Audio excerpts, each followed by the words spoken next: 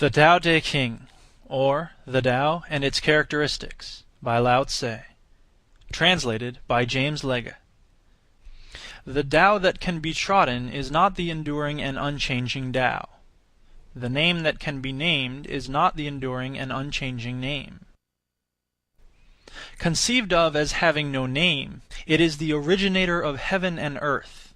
Conceived of as having a name, it is the mother of all things. Always without desire we must be found, if its deep mystery we would sound. But if desire always within us be, its outer fringe is all that we shall see.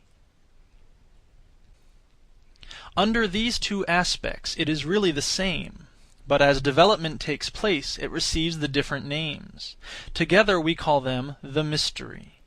Where the mystery is the deepest is the gate of all that is subtle and wonderful. All in the world know the beauty of the beautiful, and in doing this they have the idea of what ugliness is.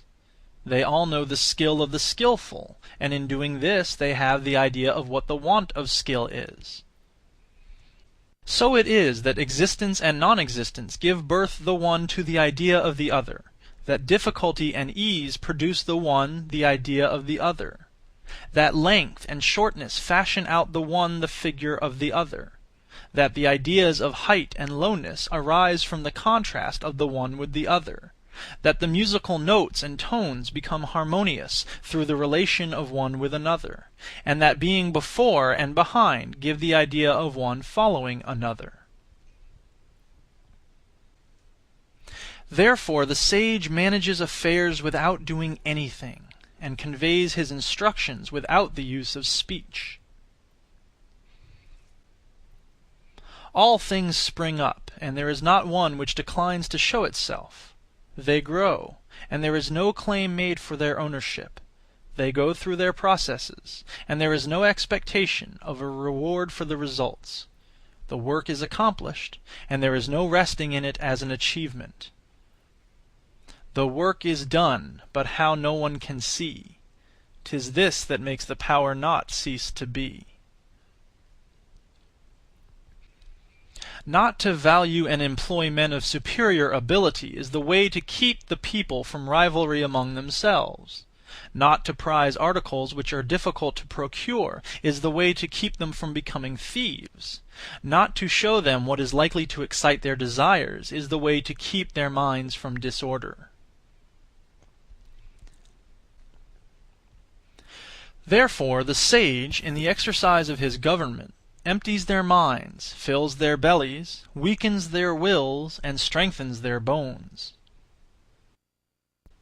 He constantly tries to keep them without knowledge and without desire, and where there are those who have knowledge, to keep them from presuming to act on it. When there is this abstinence from action, good order is universal. The Tao is like the emptiness of a vessel, and in our employment of it we must be on our guard against all fullness. How deep and unfathomable it is, as if it were the honored ancestor of all things! We should blunt our sharp points and unravel the complications of things. We should attemper our brightness, and bring ourselves into agreement with the obscurity of others. How pure and still the Tao is, as if it would ever so continue! I do not know whose son it is. It might appear to have been before God. Heaven and earth do not act from the impulse of any wish to be benevolent. They deal with all things as the dogs of grass are dealt with. The sages do not act from any wish to be benevolent. They deal with the people as the dogs of grass are dealt with.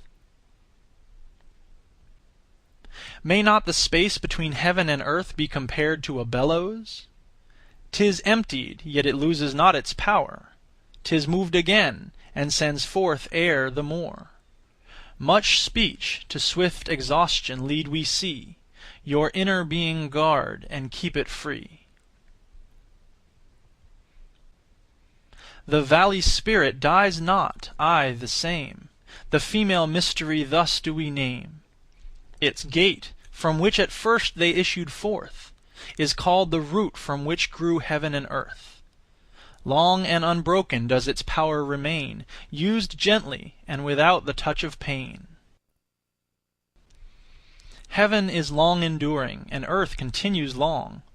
The reason why heaven and earth are able to endure and continue thus long is because they do not live of or for themselves. This is how they are able to continue and endure. Therefore the sage puts his own person last, and yet it is found in the foremost place. He treats his person as if it were foreign to him, and yet that person is preserved. Is it not because he has no personal and private ends that therefore such ends are realized? The highest excellence is like that of water. The excellence of water appears in its benefiting all things, and in its occupying without striving to the contrary the low place which all men dislike. Hence its way is near to that of the Tao. The excellence of a residence is in the suitability of the place. That of the mind is in abysmal stillness. That of associations is in their being with the virtuous. That of government is in its securing good order. That of the conduct of affairs is in its ability. And that of the initiation of any movement is in its timeliness. And when one with the highest excellence does not wrangle about his low position, no one finds fault with him. It is better to leave a vessel unfilled than to attempt to carry it when it is full. If you keep feeling a point that has been sharpened, the point cannot long preserve its sharpness. When gold and jade fill the hall, their possessor cannot keep them safe. When wealth and honors lead to arrogancy, this brings its evil on itself. When the work is done, and one's name is becoming distinguished, to withdraw into obscurity is the way of heaven. When the intelligent and animal souls are held together in one embrace, they can be kept from separating. When one gives undivided attention to the vital breath, and brings it to the utmost degree of pliancy, he can become as a tender babe. When he has cleansed away the most mysterious sights of his imagination, he can become without a flaw. In loving the people and ruling the state, cannot he proceed without any purpose of action? In the opening and shutting of his gates of heaven, can he not do so as a female bird?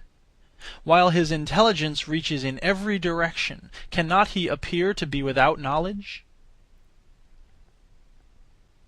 The Tao produces all things and nourishes them. It produces them and does not claim them as its own. It does all, and yet does not boast of it. It presides over all, and yet does not control them. This is what is called the mysterious quality of the Tao. The 30 spokes unite in the one nave, but it is on the empty space for the axle that the use of the wheel depends. Clay is fashioned into vessels, but it is on their empty hollowness that their use depends. The door and windows are cut out from the walls to form an apartment, but it is on the empty space within that its use depends. Therefore, what has a positive existence serves for profitable adaptation, and what has not that for actual usefulness. The Tao Teh King, or The Tao and Its Characteristics, by Lao Tze. Translated by James Lega. Part 1. Chapters 1 through 9. Read and recorded by Eric S. Piotrowski, fbesp.org, Madison, Wisconsin, USA. 13th of January, 2006.